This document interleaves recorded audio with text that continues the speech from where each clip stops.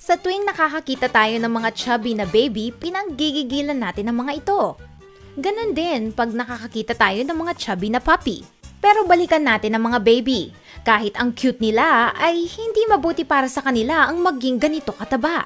Kaya nagdesisyon ng pamilya ng batang ito na mag-gastric bypass surgery. Noong siya'y 2 taong gulang pa lang ay nasa 72 pounds na ang kanyang bigat.